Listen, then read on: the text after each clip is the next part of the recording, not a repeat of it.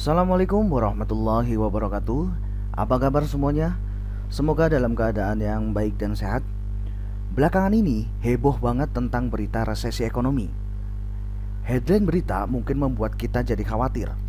Apalagi baru saja hari Selasa 22 September 2020 yang lalu, Menteri Keuangan Ibu Sri Mulyani memastikan Indonesia akan mengalami resesi pada kuartal ketiga tahun 2020 atau pada akhir September ini. Nah, sebenarnya Indonesia tidak sendirian. Ada 7 negara maju yang sudah mengalami resesi, termasuk Singapura dan Amerika. Nah, apa sih sebenarnya resesi itu? Simak video ini selengkapnya.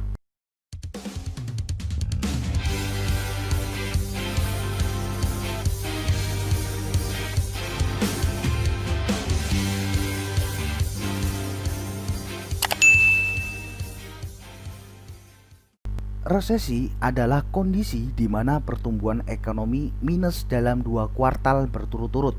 Nah, ada beberapa indikator nih, suatu negara dapat dikatakan mengalami resesi. Yang pertama adalah pertumbuhan ekonomi turun 2 kuartal secara berturut-turut. Seperti yang diketahui, perkembangan ekonomi digunakan sebagai tolak ukur dalam menentukan baik buruknya kondisi perekonomian suatu negara. Dengan kata lain, jika negara tersebut mengalami pertumbuhan yang positif atau naik, maka kondisi ekonomi negara tersebut dikatakan baik. Berlaku juga sebaliknya. Nah, pertumbuhan ekonomi ini mengacu pada pendapatan nasional yang merupakan jumlah total dari konsumsi, investasi, pengeluaran pemerintah, serta ekspor yang dikurangi dengan nilai impor. Apabila pendapatan nasional suatu negara mengalami kemerosotan selama 6 bulan berturut-turut atau 2 kuartal dari tahun ke tahun, maka dapat dipastikan bahwa negara tersebut mengalami resesi ekonomi. Kemudian indikator selanjutnya adalah terjadinya peningkatan inflasi dan deflasi yang berlebihan. Nah, inflasi memang sangat berguna untuk alasan dan kepentingan tertentu. Namun, jika terlalu tinggi dikhawatirkan akan mempersulit kondisi ekonomi masyarakat. Inflasi tinggi itu berarti harga produksi dan komoditas menjadi mahal sehingga tidak mampu dijangkau oleh masyarakat, khususnya bagi kalangan menengah ke bawah. Nah, kondisi perekonomian akan semakin parah jika kenaikan inflasi tersebut tidak diikuti dengan daya beli masyarakat yang tinggi. Selain inflasi, deflasi yang tinggi juga bisa menyebabkan resesi ekonomi. Harga komoditas yang menurun secara drastis ternyata mampu mempengaruhi tingkat pendapatan dan laba perusahaan, hingga pada akhirnya perusahaan mengalami kerugian karena biaya produksi yang tidak tertutupi akibat harga jual yang turun tadi. Indikator yang ketiga adalah nilai impor lebih besar daripada nilai ekspornya. Aktivitas ekspor dan impor perlu dilakukan untuk menjalin kerjasama ekonomi dengan negara internasional. Dengan adanya kegiatan ekspor dan impor barang, kebutuhan akan suatu produk di masing-masing negara akan terpenuhi dengan baik. Bagi negara yang kekurangan komoditas karena tidak mampu melakukan produksi sendiri, bisa memilih untuk mengimpor dari negara lain. Sementara bagi negara yang memiliki komoditas lebih, maka bisa melakukan ekspor ke negara lain yang membutuhkan.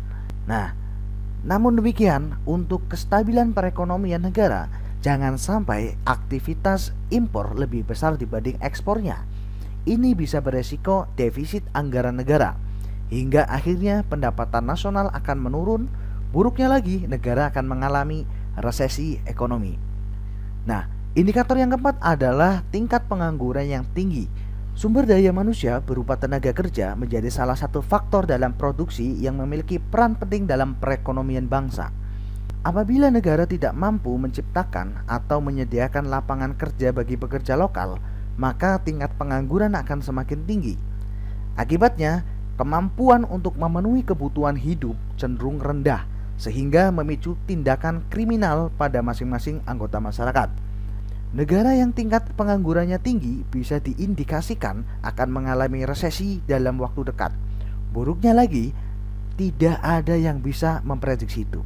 Kemudian indikator yang kelima adalah adanya ketidakseimbangan antara produksi dan konsumsi. Keseimbangan antara produksi dan konsumsi menjadi dasar pertumbuhan ekonomi suatu negara.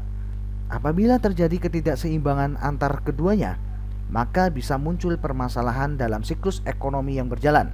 Jika jumlah produksi yang tinggi tidak diikuti dengan jumlah konsumsi yang tinggi pula, maka akan ada penumpukan stok barang produksi. Namun, jika jumlah konsumsi lebih banyak daripada jumlah produksi, maka kebutuhan masyarakat sulit untuk terpenuhi karena terjadi kelangkaan. Mau tidak mau, negara harus melakukan impor demi tercapainya keseimbangan itu. Tapi hal ini justru akan berakibat pada penurunan keuntungan perusahaan yang akan melemahkan pasar modal. Nah, itulah 5 indikator terjadinya resesi. Semoga video ini bisa bermanfaat untuk kalian yang masih bingung tentang apa itu resesi. Sekian dari saya, terima kasih. Assalamualaikum warahmatullahi wabarakatuh.